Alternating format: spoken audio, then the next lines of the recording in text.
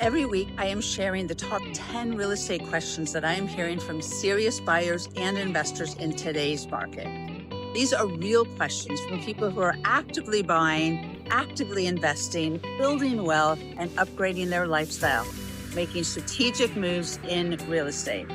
So my goal is to give you clear and straightforward answers that will help you think smarter and move with confidence and avoid costly mistakes.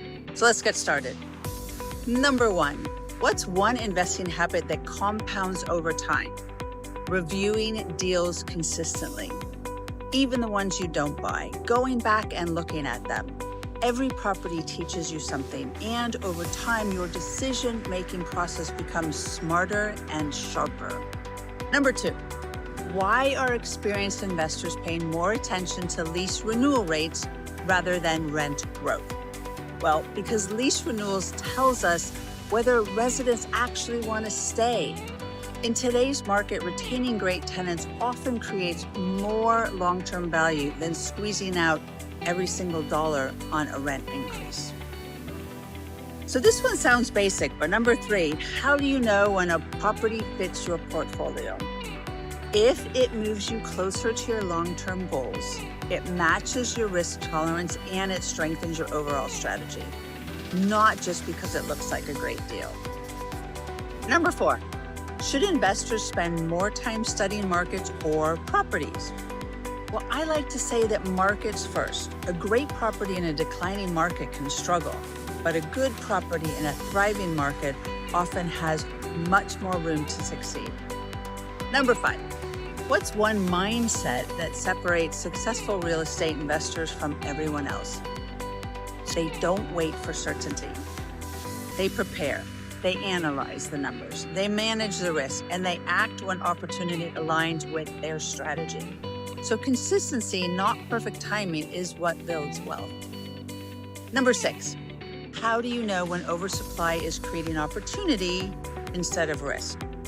Well, we look at the long-term fundamentals. If a market still has job growth, population growth, fewer new projects coming behind today's inventory, today's challenges can become tomorrow's buying opportunities. That's why we're so confident in the DFW market. Number seven, why are multifamily investors buying now instead of waiting another year? Well, because pricing has finally become more realistic and new construction is slowing. So many investors believe the best opportunities appear before everyone else realizes that the market has recovered. Number eight, what tells you a multifamily operator is exceptional? They don't just increase revenue. They control expenses, improve resident experience, build systems that perform consistently in every market. Number nine, if you could study one thing before buying an apartment, what would it be? Again, the local economy. So buildings don't create demand, but people do.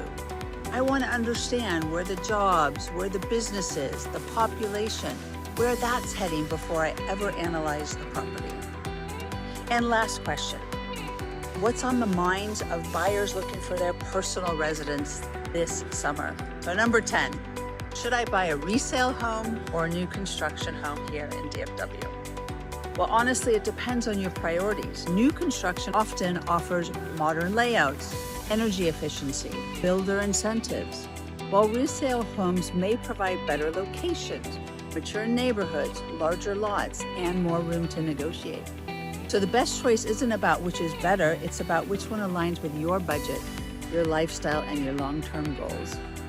Well, as always, I am Lucia Rushton here in Dallas-Fort Worth. I love talking real estate. If any of these questions kind of fit where you're looking right now, please please comment. Let me know if there's any other questions that you have. And as always, I am only a phone call away. Have a wonderful day. Yes, it's going to hit 100 degrees today, but that is okay because life is good. It's a beautiful day in Texas. Wishing you all the best.